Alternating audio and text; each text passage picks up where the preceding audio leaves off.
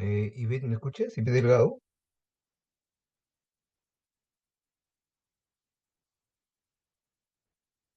Ivette Delgado.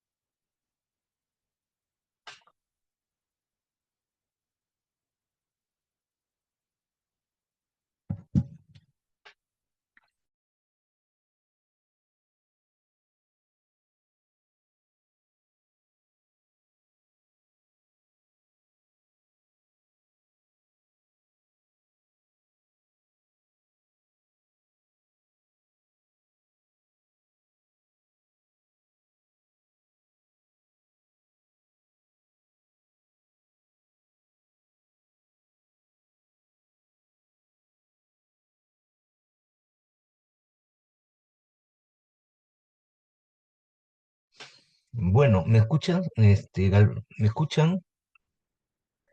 ¿Me escuchan?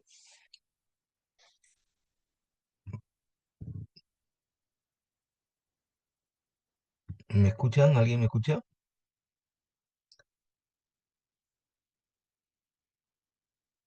Buenas tardes, ¿me escuchan? Buenas tardes. Bueno, entonces igual voy a dar inicio porque estamos sobre la hora. Ya son 4:23. Así que vamos a continuar pues con la clase de anatomía y patología del sistema endocrino 1. Pues no se olviden que la próxima semana ya culminamos el curso de radiología y diagnóstico por imágenes y ahí lo vamos a complementar pues sistema endocrino 2. Entonces en el caso del sistema endocrino 1 vamos a revisar el día de hoy eh, glándula hipófisis, tiroides y mama. Entonces vamos a empezar primero con la glándula hipófisis, revisando primero la anatomía, como siempre lo hemos ido viendo a lo largo de los cursos, de los capítulos, disculpen. Para empezar, no olvidarse que la glándula hipófisis es un órgano que tiene la forma oval, ¿no? Y está alojado pues en la silla turca, también llamada la región celar. Vamos a ver que en caso de la silla turca, no va a estar conformada también por la región paracelar y la región supracelar, ¿no? Y está unido al hipotálamo por el tallo hipofisiario. Mide aproximadamente de 8 por 12 por 6 milímetros y no se olviden que tiene tres lóbulos, ¿no? La de la hipófisis, la anterior, este lóbulo es la que produce la mayor cantidad de hormonas, la intermedia y la neurohipófisis.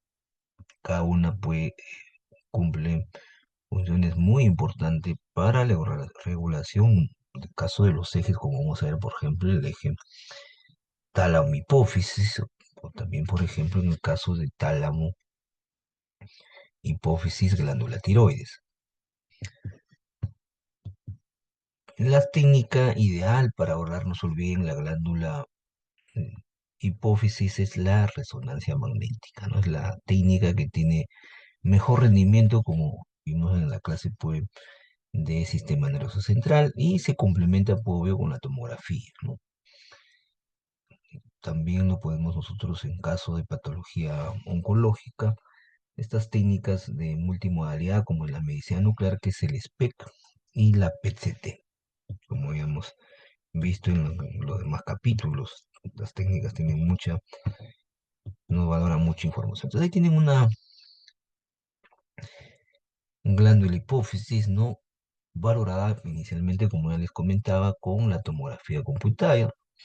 Vamos a ver en primer lugar, miren, observen, ahí tienen lo que les comentaba, la silla turca, ¿no? Y podemos ver perfectamente, miren, el tallo hipoficiario que se ve ligeramente hiperdenso, luego la hipófisis que tiene una densidad intermedia, si ustedes se dan cuenta no se delimita bien, o sea, se hizo densa, y como les mencionaba, por ejemplo, miren, se observa perfectamente el seno esfenoidal, ¿no? Que como ya vimos en el capítulo de senos paranasales, se observa pues completamente lleno de aire, como en este caso. Luego tenemos los senos cavernosos y también el número 5, como ustedes ahí siempre la leyenda para que ustedes se puedan ubicar, la arteria carótida interna. No se olviden que estas estructuras, tanto el seno cavernoso como la arteria carótida interna, corresponde a la región paracelar, ¿no? A diferencia, por ejemplo, del tallo hipoficiario, se ubica en la región supracelar. Entonces acá, si ustedes se dan cuenta, dice hipófisis con contraste. No se olviden que la glándula hipófisis tiene un tenue realce a la sustancia de contraste. Pero ahí tienen ustedes, miren, la glándula hipófisis, pues con la técnica ideal, ¿no? La técnica que nos permite hacer una mejor valoración, tiene mejor rendimiento comparada con la tomografía computada. Esta imagen ponderada está en T1, es un corte coronal, y ahí tienen, miren, muchas de las estructuras. Por ejemplo, el número 17 es la glándula hipófisis. Tiene una señal ligeramente hiperintensa. Observen, miren el tallo hipoficiario, que acá no se observaba muy bien, pero ya en la resonancia magnética, por su gran resolución, se observa perfectamente. Observen, miren el quiasma óptico, se ve perfectamente. Miren el número 1, la arteria cerebral anterior. El número 23 corresponde a la cisterna supracelular, ¿no? También se le llama la cisterna quiasmática. El número 8 viene a ser pues la cisura intrahemisférica. El número 20, el septum pellucidum. El 2, el ventrículo lateral. El 6, la parte del cuerpo calloso, ¿no? El 5 ya corresponde pues a la región prefrontal, ¿no? En el hemisferio acá tienen, miren, el número 11, la cisura silviana. El número 4, el valle silviano. El 24, por ejemplo, miren acá, el lóbulo temporal. Un poco repasando la clase pues, que correspondió en la semana pasada. Y el número 21, que lo habíamos visto acá también en la tomografía computada, que corresponde al seno esfenoidal, ¿no? Por acá tienen el número 13, miren ya el agujero pues, del occipital. Y acá tienen también un esquema, miren, para que puedan ver ya digamos, en un corte sagital, ¿no? Para que ya miren el receso óptico. Acá está, miren, el segundo ventrículo, que corresponde, obvio, a los ventrículos laterales, por eso se llama segundo ventrículo. El quiasma óptico, ¿no? Que está el quiasma óptico. La par distalis, como les hablaba, la par, o sea, la parte distal corresponde a la adenohipófisis, la parte intermedia, y la pars tuberalis, que corresponde a la neurohipófisis. Ahí tienen, miren, el tallo hipoficiario, ¿no?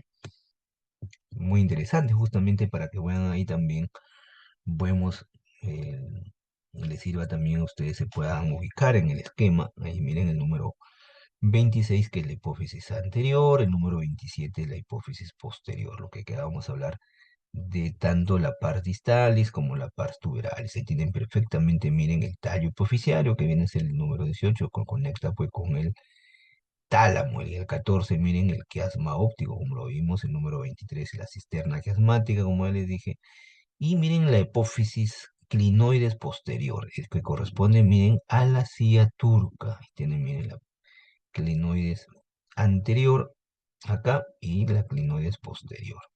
Acá miren la número 30, la cisterna prepontina. El 31, la cisterna, el cuarto ventrículo. El número 32, la cisterna magna. Un poco revisando también la anatomía del sistema nervioso central. Y el número 29, miren, corresponde pues al tálamo, ¿no? Relación que, como ya les dije, el eje tálamo, hipófisis, por la conexión que tiene con el tallo hipoficiario, y luego, en este caso que vamos a repasar en un momento, la glándula tiroides.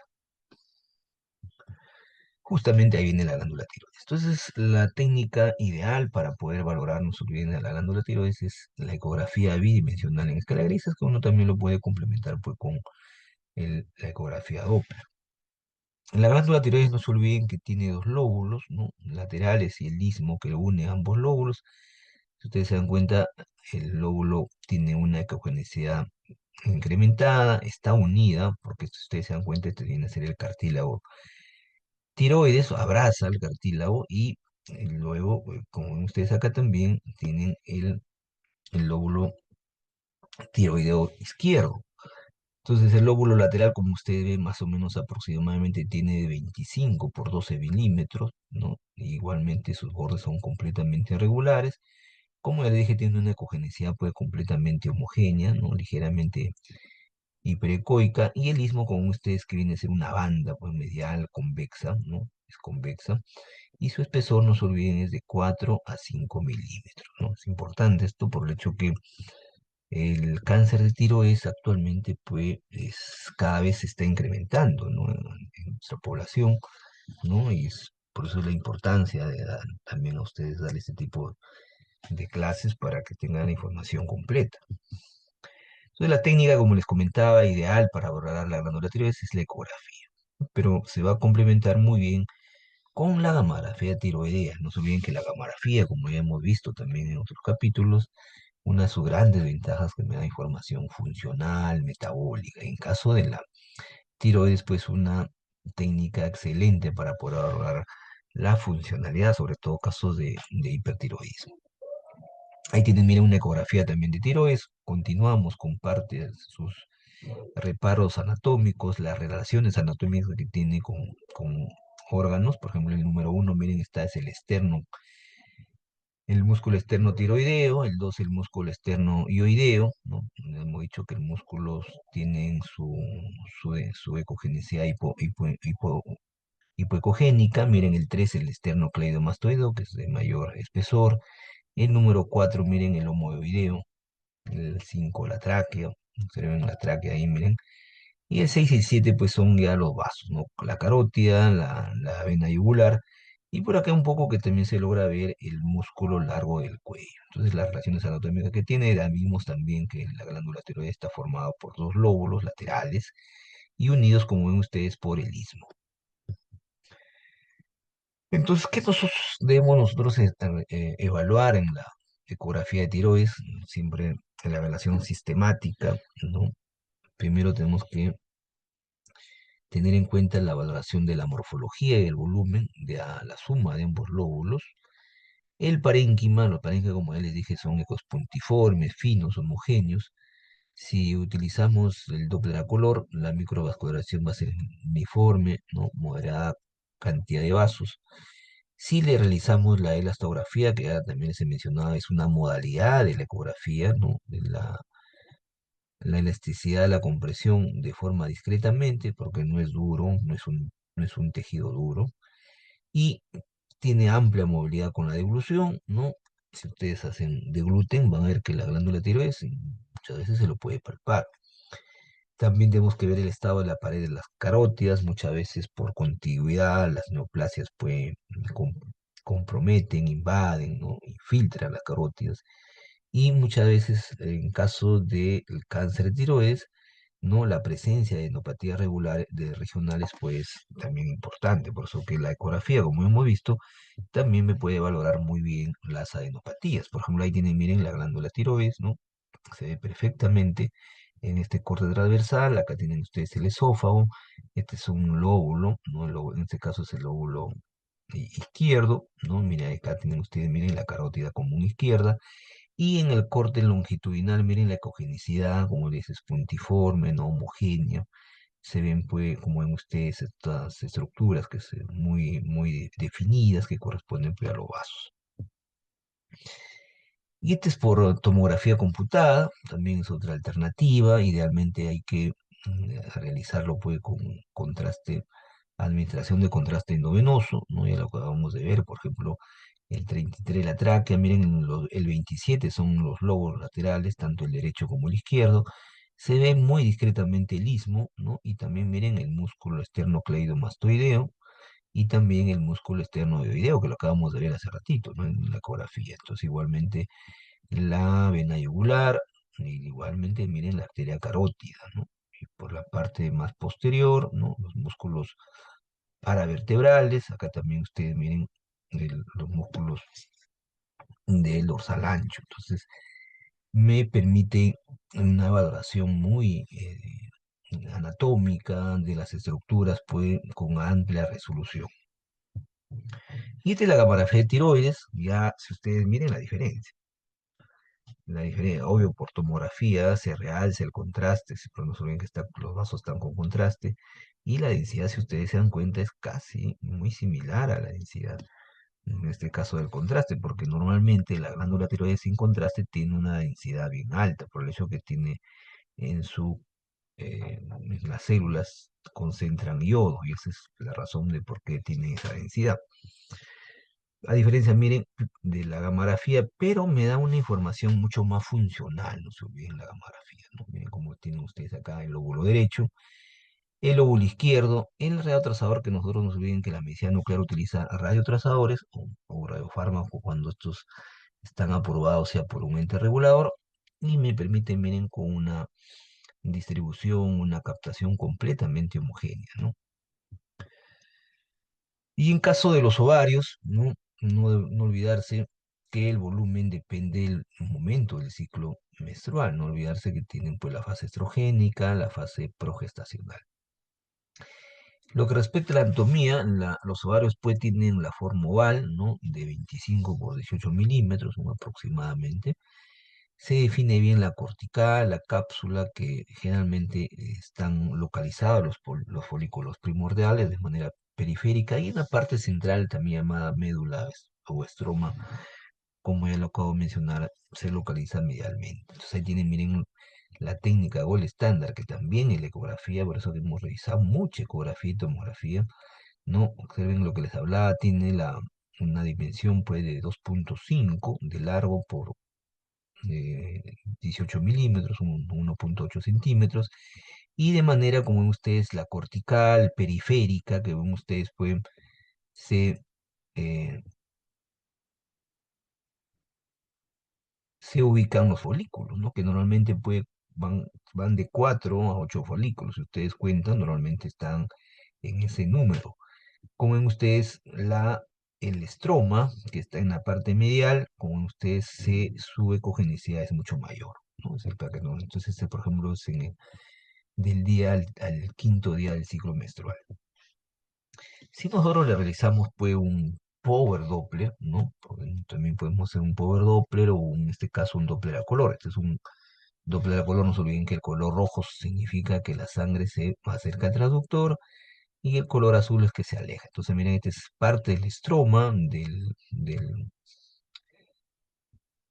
del ovario, y tienen que ustedes, miren, ya están a partir del sexto día, ya corresponde pues al folículo dominante, ¿no? Y como ven ustedes, hay algunos folículos que de diferente tamaño, completamente anecoicos, miren, sus paredes bien finas, bien homogéneos, y que tienen un flujo, miren, ya está en una fase todavía estrogénica, y el flujo, como ustedes se encuentra pues incrementado, y si ustedes se dan cuenta, el folículo puede medir de 20 hasta 50 milímetros hasta llegar hasta el 14 día del ciclo, ¿no?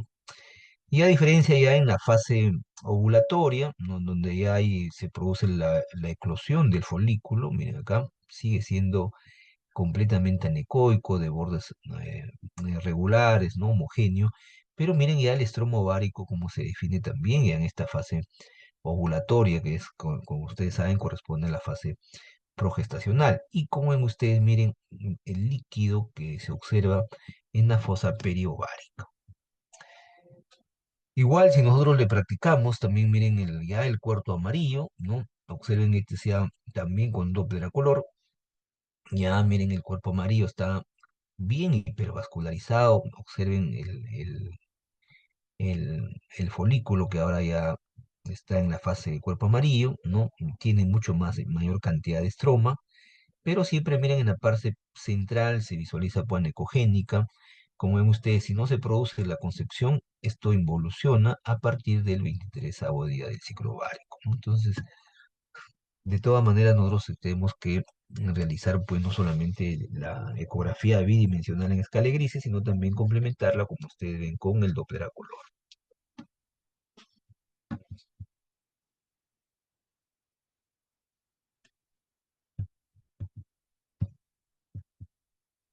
Y por último, en primera parte del sistema endocrino, vamos a ver, pues, las técnicas ideales para valorar la mama. Mama, así como ya les mencioné, la importancia que tiene, ¿no? El impacto por el lado del cáncer de mama, ¿no? No se olviden, a nivel mundial, inclusive en nuestro país, en el caso de las mujeres, pues la neoplasia más frecuente, ¿no? Es, y por eso es la trascendencia también de que ustedes tienen que tener conocimiento. Entonces, acá vamos a volver a una técnica nueva para ustedes, que es la mamografía, que también utilizas a rayos X y radiación electromagnética. Hay que tener bastante cuidado. Se recomienda, pues, empezar y al screening a partir de los 35 años para adelante, ¿no?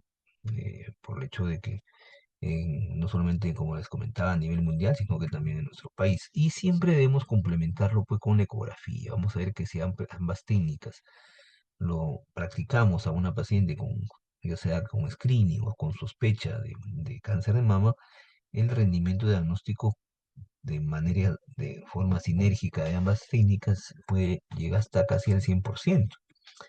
En caso de la resonancia magnética, lo vamos a ver en caso de pacientes que tienen ya antecedentes o tienen alto riesgo para cáncer. Es mejor practicarle porque ahora cáncer de mama vemos un buen porcentaje menores de 30 años. Y la PET también es otra alternativa con el retrasador de la FDG, ¿no? Esa es una de sus grandes bondades. Entonces, en caso de la mamografía, siempre debemos hacer dos incidencias o proyecciones, que es la lateral y la craneocaudal. No olvidarse que el parénquima es medial, de densidad reopaca, ahorita lo vamos a ver. Y la grasa, como hemos visto, que es de color gris oscuro. Y como ya les dije, se indica, pues, a partir de los 35 años de vida, como ven ustedes, a la elevada densidad en edades menores. Cada vez esto va aumentando. Ahí tienen, miren, la mamografía. Ya les dije que también utiliza radiación electromagnética, los rayos X. Miren las partes, ahí tienen la leyenda ustedes. Es una proyección cráneo-caudal. Y el número, miren, el tejido fibroglandular. Observen, miren, va a depender mucho el tipo de tejido. Algunos tienen la mama muy densa, se ve completamente radiopaca, que no me permite valorar, por eso que siempre hay que hacerlo complementada con la ecografía, ¿no? Luego miren el tejido graso, ¿no? Que ven ustedes, pues, radiolúcido, para que se ven, miren los vasos. El 3, miren la piel bien finita. Hay que acostumbrarse a ver la piel porque se ven algunos signos que son indirectos para cáncer de mama. Miren el número 4, el músculo pectoral mayor. Y el número 5, miren el complejo pezón-areola, ¿no? Entonces acá tienen, miren, la cranocaudal, las proyecciones tanto de la mama derecha como la mama izquierda. Observen, miren el tejido fibroglandular, ¿no? Radiopaco, ¿no? Muy definido. Y esta es la proyección oblicuo medio lateral, ¿no? Tanto del lado derecho como del lado izquierdo. ¿Qué es lo que nosotros tenemos que evaluar en la evaluación sistemática o el estudio sistemática de la mamografía? Primero, la evolución, pues, de las placas se realiza comparando la misma incidencia de ambas manos. Más debe hacerse, pues, un estudio muy minucioso con una lupa. Ahora hemos mejorado, como ya hemos visto en las prácticas. Podemos magnificar, ¿no? Las mamografías. Siempre un signo muy importante acá son las microcalcificaciones, ¿no? Puede haber también masas, distorsión del parénquima, que son signos que me van a ayudar, pues, para el cáncer de mama, como vamos a ver más adelante ya en las patologías, ¿no? Como ven ustedes, analizar siempre las zonas predilectas del cáncer, que son el cono superior, el tejido graso retromamario, ¿no? Las regiones también subarrebolares y los cuadrantes internos, que es donde también vemos con mucha frecuencia, ¿no? Y la otra técnica, como ya les dije, pues la ecografía de la mama, ¿no? Siempre Debemos de hacerlo de manera complementada, como ustedes ven, no permite detectar neoplasias malignas que no fueron detectadas por la mamografía, sobre todo cuando son mamas densas, que son muy radiopacas.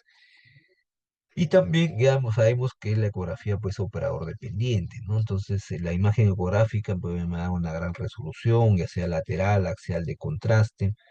Ya sabemos que con la ecografía no hay sobreposición o superposición de las estructuras o formaciones, por eso los cortes son muy finos.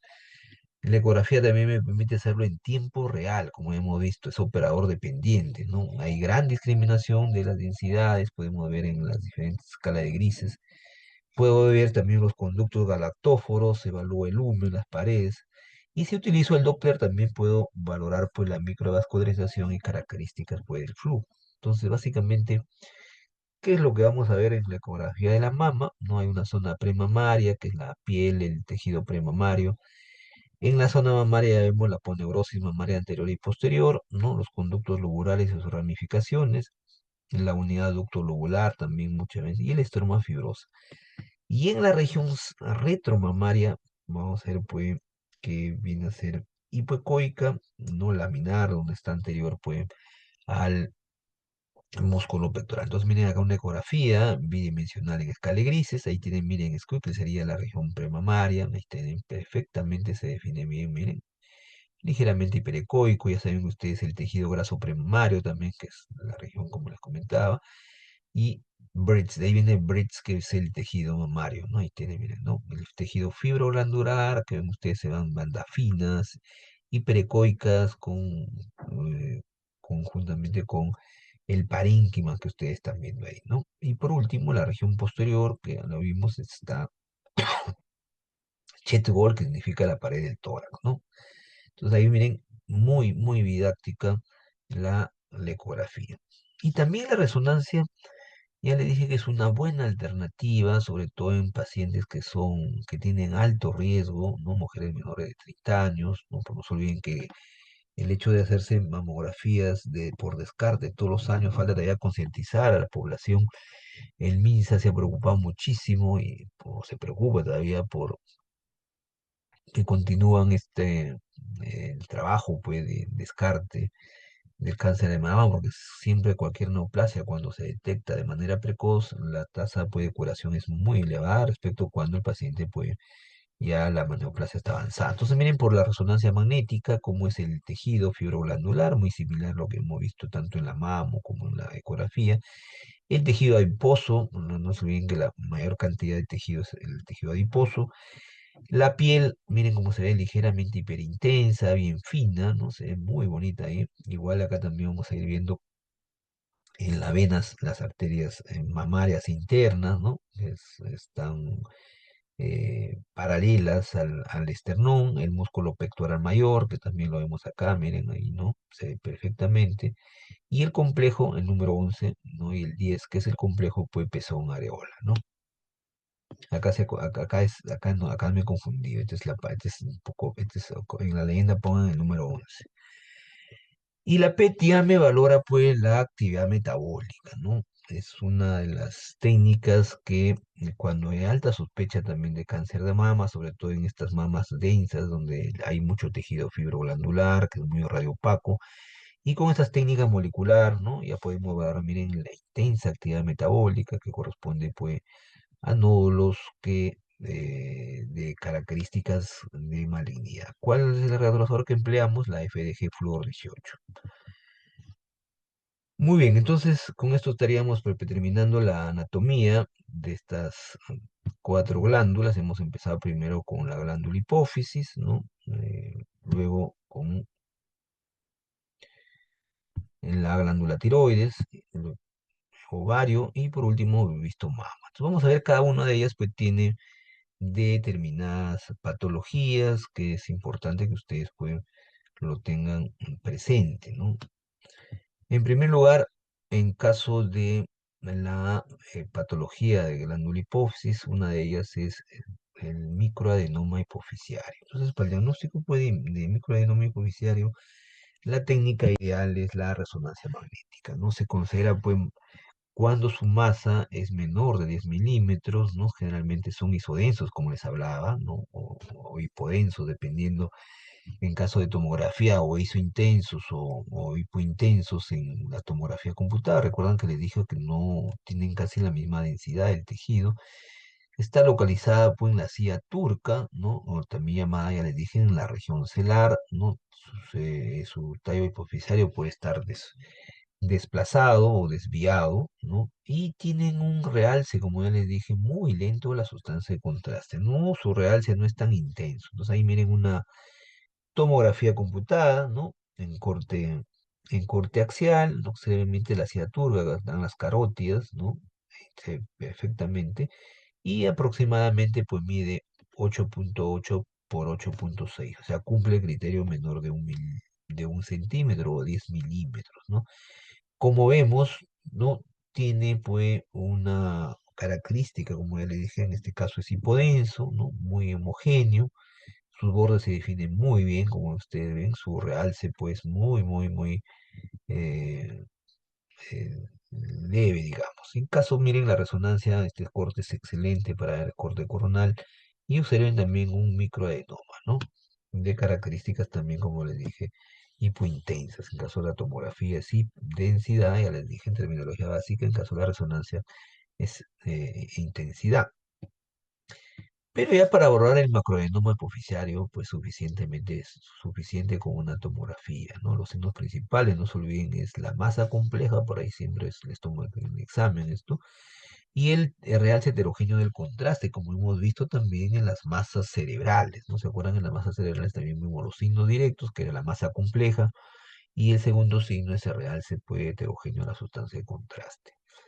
Y los signos secundarios o los signos indirectos, puede la forma de 8 bilobulado, puede haber quistes, la hemorragia puede estar hasta un 10% de los pacientes, no se expande de la silla turca, desplaza y comprima el quiasma óptico y también por contigüidad, como está en la silla turca, puede invadir el seno esfenoidal y también el seno cavernoso. Ahí tienen, miren, un microadenoma hipoficiario, no, entiende la fuente, es una tomografía computada. Miren ahí la forma del 8, el muñeco de nieve, cuando ya tiene administración de sustancia de contraste, pero bien, como ustedes, bien homogéneo, ¿no?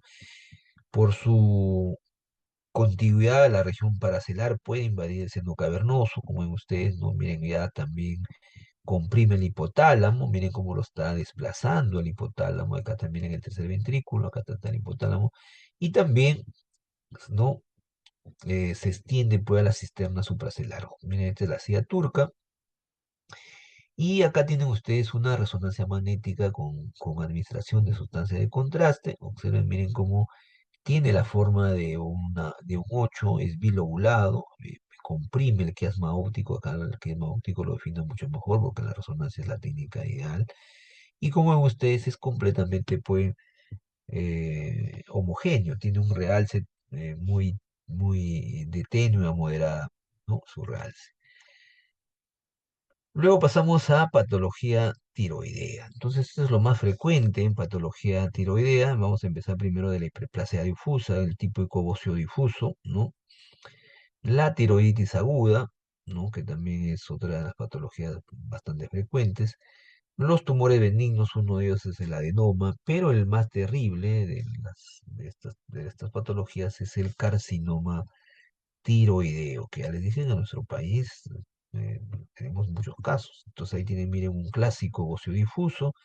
Recuerdan que les mostré una gamografía tiroidea donde veíamos pues, la glándula de menor tamaño. No se olviden que la definición de bocio es el aumento de la glándula tiroides.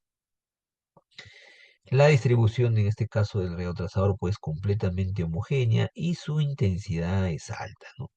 Una captación muy alta que corresponde por un bocio difuso. Si nosotros le practicamos una ecografía bidimensional en escala gris, miren el lóbulo, si ustedes se dan cuenta, está aumentado de tamaño acá, miren perfectamente, ya está inclusive contigua a la arteria carótida, miren el istmo, miren cómo se ha engrosado el istmo, ¿no? Es un istmo muy, ya no tiene los 4 o 5 milímetros, ¿no? Igual también por acá. Entonces la tráquea, miren cómo también está ligeramente comprimiendo la tráquea. Esto es un típico bocio difuso por la gamografía, que es el gol estándar para este tipo de diagnóstico, y también por la ecografía bidimensional en escala de grises. Puede haber también los bocios multinodulares, y ya en el caso del bocio multinodular es el aumento del tamaño de la glándula es mucho mayor, ¿no? Y miren, la glándula después, el tamaño es muy significativa, ¿no? La gran cantidad de nódulos que hay, el istmo también está aumentado, como ustedes están viendo acá, por eso que miren el aumento del volumen. La ecogenicidad pues completamente irregular, hay nódulos pues isoecoicos y perecoicos, hay microcalcificaciones como ustedes están viendo. Si nosotros le practicamos un Doppler, pues definitivamente está estos nódulos tan hipovascularizados, por ahí de repente, este es uno de los grandes retos que tenemos nosotros cuando hacemos este tipo de estudios, porque muchos de estos nódulos, si no lo hacemos nosotros el Doppler, pueden malignizarse, tanto así que puede llegar a un porcentaje hasta de un 10% estos bocios. Nuestro país es una zona bociógena, ¿no? Esto tiene que ver mucho por la cordillera de los Andes, ¿no? Por las lluvias que la gente puede, las poblaciones que viven sobre los 2.500 metros sobre el mar, en su ingesta consumían bajas cantidades de yodo, por eso que el Estado, a partir de la década de los 80, yo recuerdo todavía eso cuando hice mi serum, recuerdo, ¿no? La importancia que se le dio para iodinizar la sal, ¿no? Por eso la sal yodada que también ha permitido disminuir no solamente los bocios, pero sin embargo todavía esto pues está en los genes, no se olviden que fue ahí, viene de las zonas endémicas, de la época inclusive la misma cultura mochica, representó pacientes con bocio, ¿no? O sea, ya tenían generaciones mucho más allá. Entonces, es muy importante reconocer que un bocio multinodular, un bocio, o también llamada una hiperplasia, ¿no? Eso es por ecografía, pero también podemos utilizarla en caso de la tomografía. La tomografía me va a ayudar mucho en los bocios que se extienden a la región external, no retroesternal, al mediastino anterior, ¿no? Son de gran tamaño, también tienen una baja, un realce de la sustancia de contraste, ¿no? Desplaza por la misma eh, eh, tejido que aumente tamaño, formaciones anatómicas, sus bordes son nítidos, pueden presentar también pequeñas calcificaciones, como ven ustedes, miren el bocio muy, muy significativo, predominio puede el lóbulo derecho, como ustedes están viendo, ¿no? Miren, como ven ustedes las calcificaciones internas que tiene, observen, miren el bocio como o ha comprimido, ¿no? La tráquea tiene su calibre está disminuido y miren la gran cantidad de nodulitos que vemos acá, ¿no? Múltiples nodulitos. En la tiroiditis también el tejido tiroideo, pues como ven ustedes, también está irregular. Hay aumento también, como ustedes están viendo, este es el lóbulo right lobe en inglés, ahí está el left lobe, ¿no? Pero su ecoestructura, su parénquima es completamente, miren, heterogéneo, ¿no? Puede inclusive las tiroiditis, de acuerdo a la severidad, pueden presentar también abscesos, ¿no? Muchas veces abscesan caso de las tiroiditis agudas, cuando son bacterianas, pero no se olviden que las tiroiditis pueden ser de tipo piógena, bacteriana, la tiroides aguda, las tiroiditis subagudas generalmente son de tipo inflamatorias, ¿no? Y también la tiroides crónica, como la tiroides Hashimoto, ¿no? Que tiene que ver mucho por procesos también, pues, inflamatorios. Y si nosotros le practicamos a los pacientes, pues definitivamente cuando lo hacemos con el Doppler son muy vascularizados, por eso que es importante tener también presente de realizar el ecodoppler. Tiene, miren, un, ya entrando a los tumores benignos, un típico adenoma, su ecogenicidad, como ustedes, completamente pues, homogénea, es una masa, casualmente son isodensos, ¿no? Tienen un halo que es periférico, miren, ¿no? Y es hipoecoico, ¿no? Y tiene una vascularidad, como ustedes muchos, si nosotros lo hacemos al Doppler a color. Este es un reto también para nosotros por el hecho de que algunos adenomas son carcinomas foliculares, por eso que al momento de hacer el diagnóstico, de todas maneras tenemos que nosotros realizarle una cirugía, ¿no? Para ver si ha invadido la cápsula, porque si invade la cápsula, tiene una cápsula, definitivamente es maligno. Por eso que ven ustedes esta es una masa pues completamente sólida, desplaza formaciones que están contiguas, no hay adenopatías. Entonces miren, cuando nosotros le realizamos, muchos de estos adenomas son tóxicos, ¿no? Y forma parte de este cuadro de hipertiroidismo, por eso que la técnica o el estándar es la gamografía de tiroides para ver este típico nódulo autónomo tóxico, así se llama, nódulo autónomo tóxico. Miren cómo es tan intenso su captación que me suprime todo el resto de tejido, ¿no? Todo el resto de la glándula no lo podemos visualizar. Y miren acá las glándulas salivales, ¿no? Muy tenuemente se observan.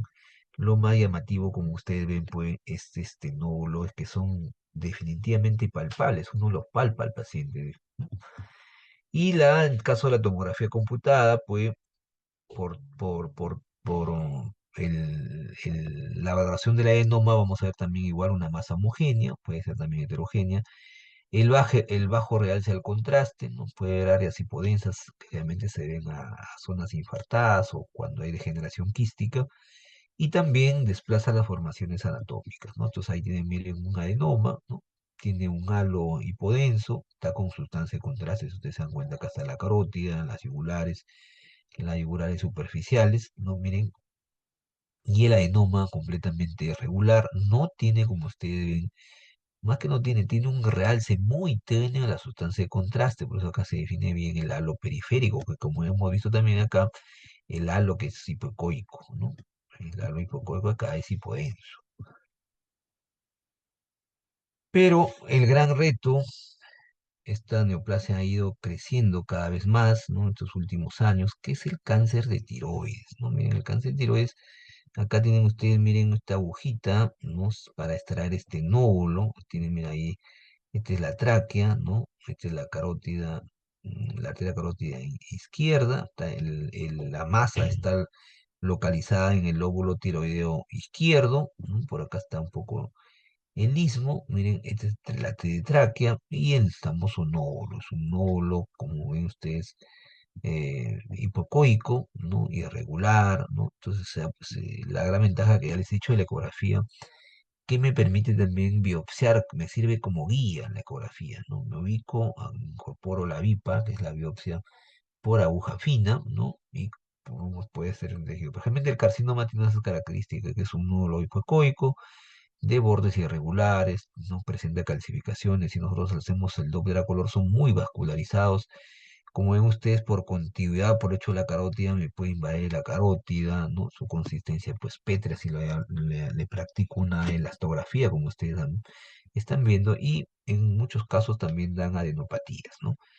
Mire acá lo que les comentaba, el nódulo hipocoico de bordes completamente irregulares que ustedes están viendo y es más alto que ancho, no se olviden, es más alto que ancho. Acá también miren acá, es más ancho que alto, ¿no? Más ancho que alto. Nosotros le hacemos una ecografía Doppler, miren, ya vemos que es el nódulo masa hipocogénica y tiene vascularización. Es una vascularización como ustedes están viendo periférica, pero también central, que a veces les he manifestado que es una característica de las neoplasias, pues, que son malignas, no se olviden. Luego pasamos a patología ovárica, ¿no? Y ahí vamos a hacer esta clasificación, ahí vamos a agregar estas patologías, pues, de trastorno disfuncional, ¿no? Desde el folículo luteinizado, los quistes hemorrágicos, que son muy frecuentes, ¿no? Los quistes endometriósicos, las mujeres tienen mucho problema con patología ovárica, los quistes, por eso que también muchas hacen ovario poliquístico, que radica por la importancia de también de casos de infertilidad, porque no se olviden que el ovario es la producción, se encarga de la producción de óvulos. Y lo que más, ahora por ejemplo en el hospital hemos visto en los casos clínicos que siempre hago los jueves, que me invitan a mediodía, ¿no? El tumor board, que le llaman ahí. Hemos visto 4 casos de cáncer de ovario, ¿no? Muy interesantes, ¿no? Para el hecho que en algunos casos se complican, por eso hay que tener bastante cuidado con estos cistoadenocarcinomas, ¿no?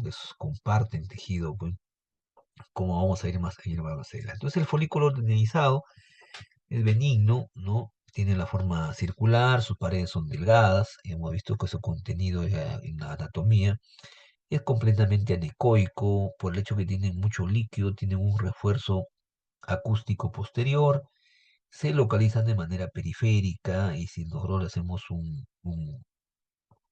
un espectro Doppler, ¿se acuerdan? El espectro Doppler que es clave para ponernos bien que ovario, podemos repetir la técnica o el estándar en la ecografía, ¿no? La ecografía es una técnica genial.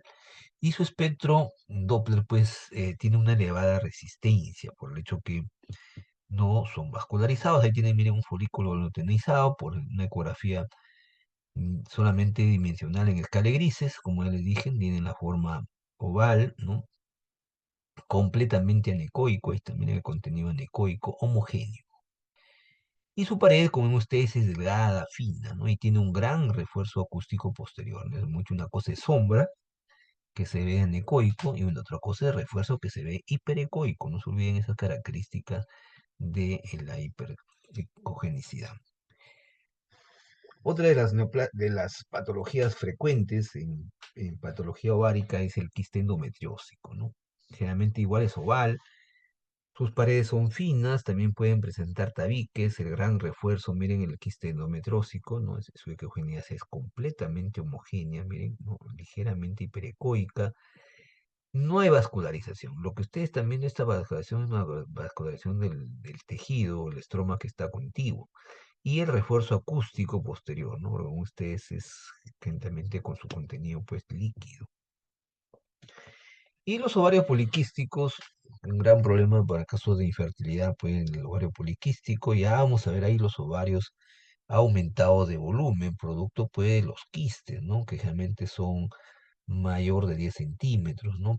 ¿Se acuerdan que les manifesté que son de 4 a 8 folículos? Acá ya en el ovario poliquístico vamos a ver más de 12 folículos que siempre están de localización cortical, ¿no? Y no van a variar, esa es una de sus grandes diferencias, no varían con el ciclo menstrual. Hemos visto que de acuerdo a cómo avanzando los días de la fase de la progestrogénica, la progestacional, los quistes, o sea, los folículos, disculpen, aumentan de tamaño. En estos casos de la ovario poliquística, pues no varían generalmente, ¿no? Entonces también vamos a ver que el estroma se hipertrofia, se vuelve más hiperecogénico, no hay folículo dominante, no se observa tampoco ovulación, y al examen Doppler también hay un incremento de la microvascularización. Entonces ahí miren un folículo, un ovario, disculpen, cómo está aumentado el volumen, esto tiene más de 10 centímetros cúbicos, y miren, observen la gran cantidad de microquistes que hay, localizadas pues de manera periférica. Miren, hay uno, 2, 3, 4, 5, 6, 7, 8, 9, 10. ¿Se acuerdan que le dije debe ser más de 8? Y también el estroma, como ustedes ven, se observa hiperecogénico. Esto es por resonancia magnética. Los microquistes que se ven, miren acá, corticales, miren, bien didáctico acá, ¿no? ¿No? El aumento del volumen. Pero los quistes, esta es una imagen ponderada en T2, acá está, miren, de vejiga, la vejiga también se observa hiperintensa, y también acá con ustedes, este no se olviden siempre el lado derecho y el lado izquierdo, ¿no? Entonces, microquistes fue en la cortical. En caso de los tumores ováricos benignos, ¿no? El más frecuente acá son los cistoatomas, ¿no? Que comparten tejido, pues, quístico de tejido sólido, que es el estazoadenoma. Pues ahí miren, ahí les he puesto el cistoadenoma, que es una masa compleja, por eso les digo, hay dos diferentes tipos de tejido acá. Su gran volumen, sus bordes son bien definidos, ¿no? Los cistoadenomas generalmente son benignos, pero se pueden complicar y volverse un cistoadenocarcinoma. Comparten tabiques finos, son regulares, hay escaso tejido sólido, ¿no? No se aprecia líquido en el fondo del saco de Douglas. No se visualizan enopatías, no existen tampoco metástasis, ¿no? Hay signos de Codoppler, por ejemplo, hay hipovascularizado, pero son cisto, más para la parte quística de los quistes, ya les he dicho que no son vascularizados. Y en el espectro Doppler, ¿no? Más bien el Doppler pulsado, con bajo componente, tienen un bajo componente diastólico, el hecho que no tiene mucho flujo, por eso el diástole es más bajo. Entonces ahí tienen, miren, un cistoadenoma clásico, como ustedes tienen la forma oval, ¿no? Sus paredes un poco más gruesas, Y los tabiques, como ustedes están viendo, los tabiques son gruesos, regulares, ¿no? Múltiples tabiques, pues una masa completamente quística, ¿no? Y este es un fibroma ovárico. El ovario, pues van a ver ustedes como una masa sólida, los folículos, miren cómo se ubican de forma cortical, hay varios folículos, miren, uno, dos, tres, cuatro, cinco, seis, pero es de forma regular, ¿no? Es una de sus grandes diferencias, como vamos a ver con el cistoadenocarcinoma.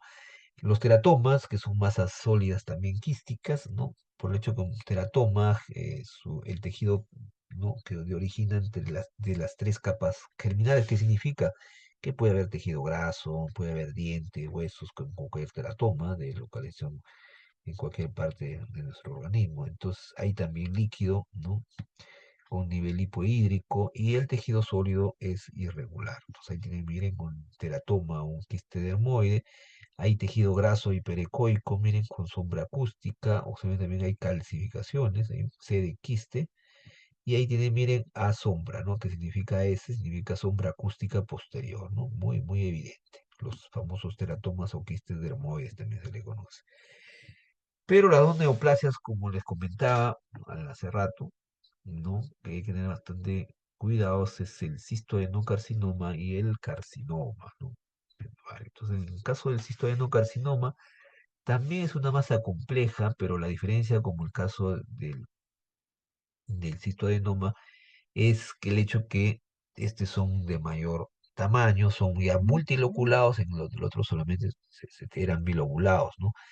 Con frecuencia son bilaterales, los histoadenocarcinomas no se olviden, como el caso que hemos visto ahora, por ejemplo, orbital neoplásicas, era bilateral, sus bordes son imprecisos. Hay múltiples tabiques gruesos de bordes irregulares, abundante tejido sólido, de congenicidad irregular.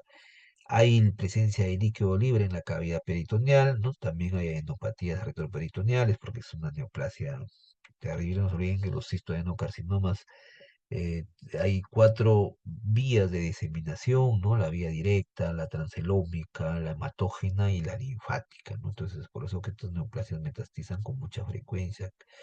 La alta frecuencia también de producir carcinomatosis, ¿no? Si nosotros le hacemos Doppler, también tiene un amplio componente diastólico, ¿no? Entonces ahí miren un cistoadenocarcinoma, una masa completamente compleja, tiene áreas sólidas, como ustedes acá, este tejido tiene áreas líquidas, tabiques completamente gruesos que son irregulares, ¿no? Muy una masa pues completamente heterogénea. Y por último, las imágenes en patología mamaria, ¿no? Como ya les comenté, en la actualidad la evaluación de la mama pues se hace mediante mamografía y ecografía, ¿no? La sensibilidad diagnóstica de ambas técnicas, como le dije, su rendimiento diagnóstico está con el más del 99%. Las microcalcificaciones es el signo cardinal, principal en caso de la patología mamaria. Las microcalcificaciones pues se visualizan, ¿no? Puntiformes, ¿no? El rayo opacas que están agrupadas. En un centímetro cúbico puede haber por lo menos unas 10 microcalcificaciones.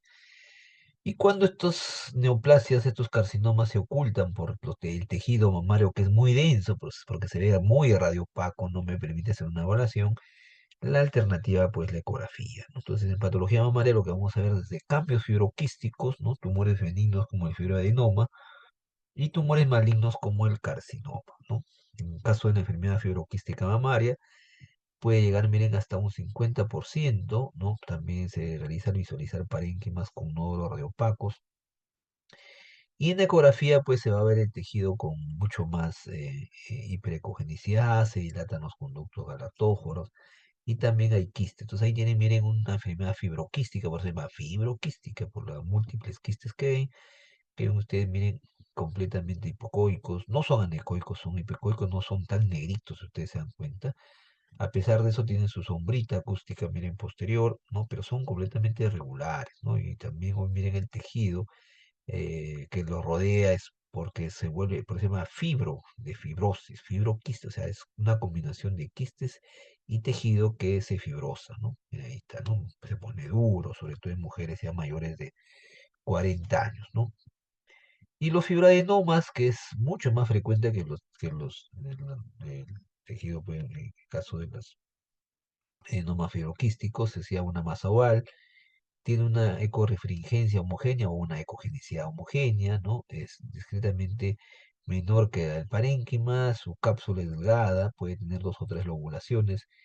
También el caso de la fibra de noma es más alta que ancha, más, disculpen, más ancha que alta, se deforma también con la compresión, la elastografía, y origina también tenues sombras acústicas laterales, ¿no? Entonces ahí vienen un fibra de noma y también las fibras, las tenues sombras que son muy lineales, ¿no? Miren ahí el fibroadenoma, ¿no? Es homogéneo, generalmente también en caso de la mamografía es radiopaca, miren el tejido fibroglandular muy didáctico. No, sus mamas de esta paciente, por ejemplo, no son muy densas, por eso se logra ver el fibroadenoma, tiene la forma oval, bien radiopaca, homogénea. Sus bordes son regulares, no son espiculados, ¿no? Y generalmente no hay microcalcificaciones, son los típicos fibroadenomas que son frecuentes, no se olviden. Y en la mamografía lo que vamos a ver, pues, la triada del carcinoma ovárico, del carcinoma mamario, disculpen, ¿no? Que lo vamos a ver ahorita, todavía se sigue incorporando, yo no sé, muy tarde para que se incorporen los alumnos. Ya vamos a acabar la clase, entonces ahí vamos a ver una masa radiopaca, ¿no? El primer signo, obvio que esta masa radiopaca es heterogénea. Segundo signo son los bordes espiculados, como hemos visto en cáncer de pulmón, ¿recuerdan? También en cáncer de neoplasias, pues, de tejidos blandos, de masas sólidas, óseas, ¿se acuerdan? Con el es osteosarcoma. Y el tercer signo, no se olviden, son las microcalcificaciones. Ahí en el examen la va a preguntar, como son cuatro alternativas. Pero también hay signos indirectos, la retracción, el aumento del espesor de la piel, ¿no? Que también lo podemos ver. Acá, por ejemplo, miren cómo se ha engrosado la piel. Miren el engrosamiento. Y ahí tienen, miren la masa radiopaca, sus bordes son espiculados, ¿no? Y si ustedes se dan cuenta, estos puntitos pequeñitos, miren, muy didáctico. Yo a los alumnos de mi grupo les muestro pues, mamografías para que lo puedan ver mucho mejor las microcalcificaciones, pero la característica esta es que tienen que estar bien agrupadas. Por eso que les dije que también antes nosotros cuando no teníamos la imagen digitalizada como tenemos actualmente, teníamos que tener una lupa. Y con la lupita podíamos ver pues las microcalcificaciones mucho mejor, ¿no? Entonces ahí tienen ustedes la famosa triada en cáncer de mama por mamografía, ¿no? Es difícil, la masa, radiopaca, sus bordes espiculados y las microcalcificaciones. Pero también podemos hacer tomosíntesis, o sea, cortes mucho más finos para poder ver estas lesiones, para poder ver las microcalcificaciones. Miren, cuando hago tomosíntesis, cómo se ven las micro, acá mucho mejor, miren las micro, estos puntitos bien radiopacos, ¿no? Miren las micro, y obvio que tienen que ser bien agrupadas. Si son bien agrupadas, cumplen estos criterios que son pleomórficas, también tienen diferentes formas. Definitivamente, pues estamos hablando de una neoplasia. Entonces también podemos ver el carcinoma mamario por ecografía, porque le dije que estas dos técnicas se complementan, mamo-eco. Va a ser una masa hipoecoica. Tiene su sombra acústica posterior, ¿no? Sus bordes son completamente irregulares, ¿no? Tiene microlobulaciones periféricas. Tiene el famoso patrón ramificado, también podemos ver áreas gruesas de bandas hiperecoicas, las microcalcificaciones, vuelvo a repetir también acá, y son más largas que anchas, ¿no? Y tienen, miren, ahí una típica neoplasia de mama, y tienen, miren, la masa hipoecoica, sus bordes son, como ven ustedes, espiculados o microlobulados, ¿no? Miren ahí, y también las microcalcificaciones. Entonces ahí comparten los tres signos como acabo de manifestarles también en la mamografía. Si nosotros lo hacemos, miren el Doppler a color, son muy vascularizadas, no solamente de forma periférica, como ustedes están viendo, sino también central. Entonces, no es una cosa complicada de hacer un diagnóstico pues, de cáncer de mama, por eso que el MINSA ha repotenciado los centros de salud, ya en los centros de salud, muchos de ellos, pero a nivel nacional se va a implementar los servicios de mamografía, ecografía y también la telemedicina. Cuando hay mucha duda, el médico, el profesional que se encuentra laborando en el centro de salud, ¿no? Puede hacer, enviar la información a médicos que tienen más experiencia. Y por telemedicina, pues como ustedes ahora se comparten las fotos por el WhatsApp, yo qué sé, uno va a poder compartir. La telemedicina mucho ha crecido en nuestro país. Y realmente es una buena eh, adelanto que también ha tenido tecnológico para prevención. Y también, obvio, la mamografía, la resonancia magnética, miren la forma, acá se ve muy bonita, miren los bordes especulados, miren como si fueran rayos del sol, ¿no? Miren, y se observa hiperintensa, ¿no? La masa con bordes especulados. Muy bien, entonces clases, como ya vimos, de tanto la anatomía como la eh, patología, hemos empezado primero con la eh, glándula hipófisis, luego he visto glándula tiroides, paratiroides, no, paratiroides vamos a ver la próxima semana, ¿no? Y ovario y mama. Entonces la próxima semana vamos a hacer paratiroides, eh, suprarrenales y también vamos a revisar un testículo, en caso de patología masculina. Ahí vamos a ver Alba Maldonado, ahí vamos a algunas preguntas si tienen ustedes. Alba Maldonado. Doctor, Ahí, Alba, ¿cómo estás? ¿Alguna pregunta, Alba? no, doctor, todo claro. Muy bien. Había Alejandro Rojas. Alejandro Rojas Cairo.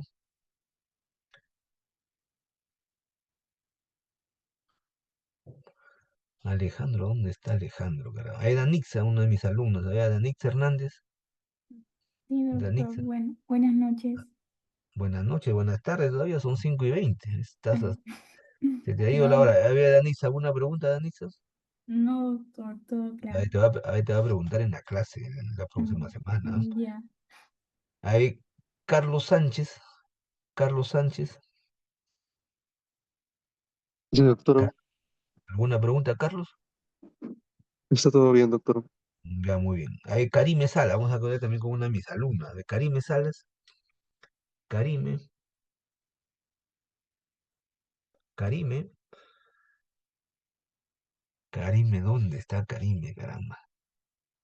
A ver, Maggie Espetia. Sí, doctor. Maggie que no se iba a la clase, estuvo el día lunes, martes, creo. ¿Hay una pregunta, Maggie? Mm, no, doctor, no. Vamos a ver la próxima semana también en la práctica. Muy bien, entonces, si no tienen preguntas, miren que ya estamos para culminar. Mañana, la próxima semana, por favor, ingresen, traten de ingresar toda la promoción. Le voy a dar algunas sugerencias, alguna información. Ya sería la última clase, ¿no? Para ya cerrar por el curso, la teoría, pero no se olviden que solamente nos queda 2 semanas, ¿no? La próxima, la última semana de noviembre y culminamos la primera semana con la práctica. Así que ya los profesores ya tienen conocimiento, hemos tenido una reunión el día de ayer porque también para ver su evaluación por parte de ustedes, algunos docentes pues, se demoran también con las notas. Voy a tratar esta semana ya del 100% de docentes, recién no les miento, tengo el 30%, o sea, de 10 docentes, 3 no van a dar notas y estamos insistiendo, espero que, porque para poder ingresar pues en las notas a la plataforma debo tenerlo todo, ¿no? Antes tenía la oportunidad de ingresarlo por grupos. Pero vamos a tratar de, voy a insistir, que tengamos todos sus notas. Así como yo le pongo rápido las notas del examen teórico, pues, así me gustaría, pero por culpa de algunos docentes no puedo avanzar. Así que mil disculpas, también no es sino también, por favor, por el delegado, por eso el delegado de cada grupo, no ser los delegados de cada grupo deberían también ahí insistir para que el profesor pues le envíe las notas y oportunamente pues deben tener ustedes por lo menos unas 72 horas. Muy bien, entonces nos estamos viendo pues la próxima semana ya finalizando el curso. Muy bien, nos estamos viendo pues chicos, nos vemos hasta el próximo martes igual a las 4:20, ¿no? Y no falten, por favor, traten de estar el día próximo jueves. Hasta pronto.